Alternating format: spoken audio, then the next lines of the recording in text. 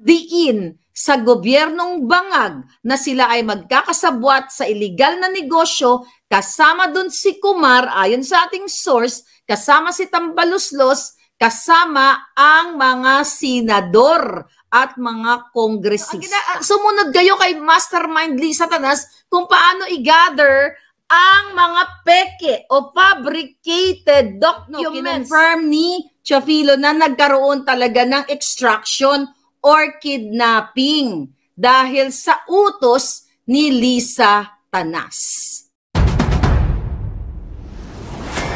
So, imbis na iprotektahan ninyo, ayan, kayo dyan ngayon sa ISAP, protektahan ninyo ang mga, yun nga, yung cyberspace.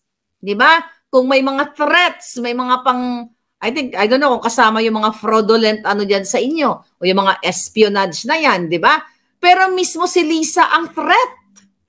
Ang mastermind, ang threat sa bawat Pilipino. Siya mismo ang nagtiterrorize sa buhay ng bawat Pilipino sa pamamagitan nitong pagmamando, paglalapastangan sa batas para mangdukot ng mga bata at dukutin ang nanay ng mga bata, pero nag-failed sila kasi the intention is to get that iPad na nasa distressed mother. Ayon sa ating source, kasi nandoon ang mga ebidensya na makakapagdiin sa gobyernong bangag na sila ay magkakasabwat sa iligal na negosyo, kasama dun si Kumar, ayon sa ating source, kasama si Tambaluslos, kasama ang mga senador at mga kongresista.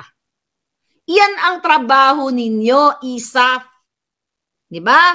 Coordination, working hand in hand, chu-chu-chu-chu, ever. Di ba? Ano yung working hand in hand ninyo?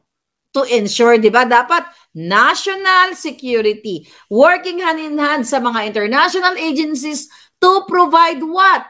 Di ba? Yung mga bagong high-tech na mga, you know, what do you call it? Tools or information to combat bang, bang, bang, bang. To combat terrorism sa atin. Pero anong ginawa ni Kuting? Ayan, gusto kayong isalang sa gyera. Gusto kayong isalang sa bang, bang, bang.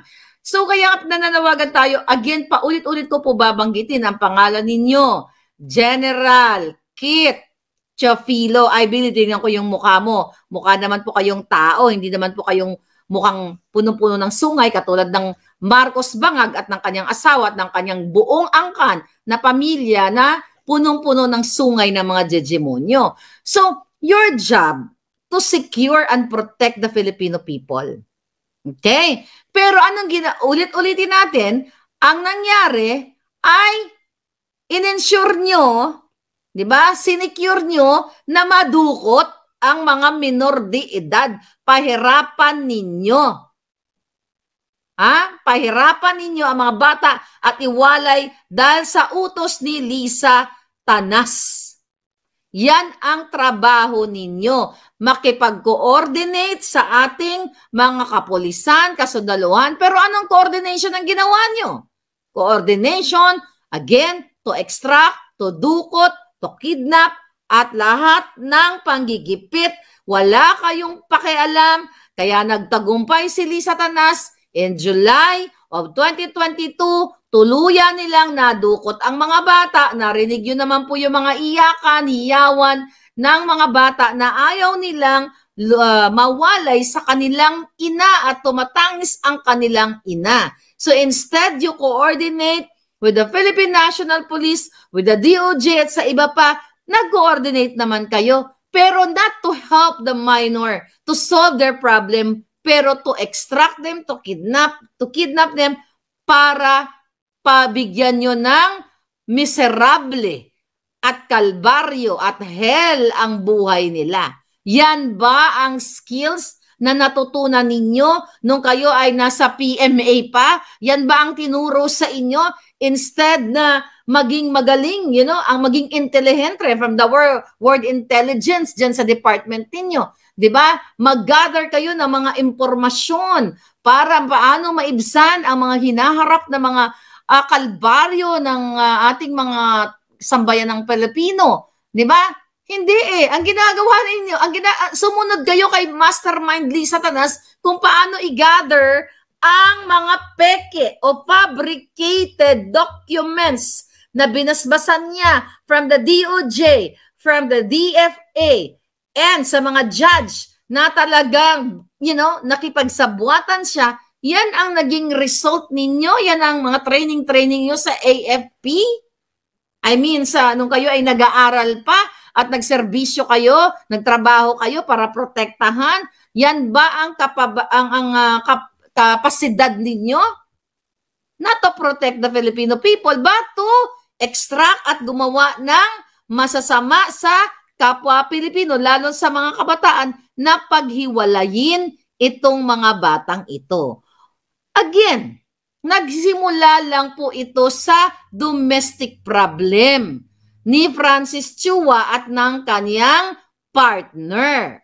Umalis si distressed mother dahil nga ayon sa ating informante, bangag at mukhang pulboronic din itong si Chua na kasabwat ni Lisa na laging lango sa pulburon at si bangag. Okay, naalala ninyo nung sinabi ko sa inyo na ginamit yung Avengers na pinamumuunuan ni Thor. Pinakita ko na yung mukha ni Thor sa inyo na mukhang biik actually, di ba? At yung mga tiwaling opisyal, again sa ISAP, kinasabwat ni Lisa para nga dukutin ang mga bata sa Turkey. Kaya dapat, General Teofilo, you have to what? Stand up, speak up.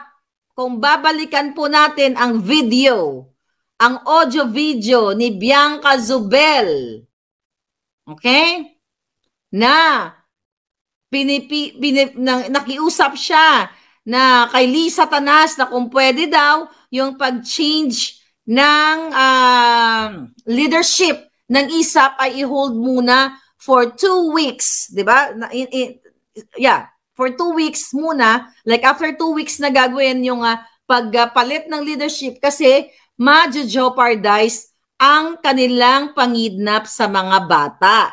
Kasi itong si General Teofilo ayaw nga pumayag dito sa extraction na ito. Kaya naman, tinanggal siya ng bonggang-bongga dahil ayaw ni Teofilo na maging aso aso ni Lisa Satanas at ni Marcos Jr. na pag inutusan na kidnapin si ganito ay susunod-sunod na lang siya. At hindi lang po kidnapping ang issue dyan sa ISAP. Nandiyan ang korupsyon. Andiyan ang pagkasabwat ni Lisa sa mga pagnanakaw. Sabi ko sa inyo mga kababayan, lahat po ng ahensya ng gobyerno ay pagnanakawan ni Lisa Satanas. Diba? Imagine nyo, July in-appoint ito sinulat ko dito, July in-appoint si Teofilo, General Teofilo. July, August, September, October. 4 months lang, di ba?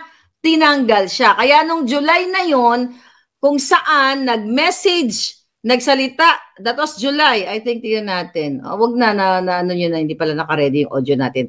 But anyway, July yon nung nag-message si Bianca Zubel na Social Secretary ni Marcos Jr. kay Lisa na, hi Liz, di ba? Na i-hold muna itong itong pagpapalit ng leadership. Again, kung ikaw ay hindi bangag, ano ang role ng isang social secretary na si Bianca Zubel at si Lisa Bangag, si Lisa Satanas, para sila ang magmaniobra ng pag-change ng leadership ng ISAF. Bakit silang dalawang nag-uusap? Bakit hindi si Bangag ang nagdedesisyon? Si Marcos Bangag? Kasi nga Bangag. Dahil hawak nga ni Lisa yung kanyang betlog na kasinlaki ng naphthalene balls. O, di ba? So, yaan yon mga palangga, ang paulit-ulit na sinasabi ko sa inyo at ngayon ay kanina nga sa New York ay kinonfirm ni Attorney Vic Rodriguez na yes, si Liza ay kasabwat or kinonfirm ni Teofilo na nagkaroon talaga ng extraction or kidnapping dahil sa utos ni Lisa Tanas.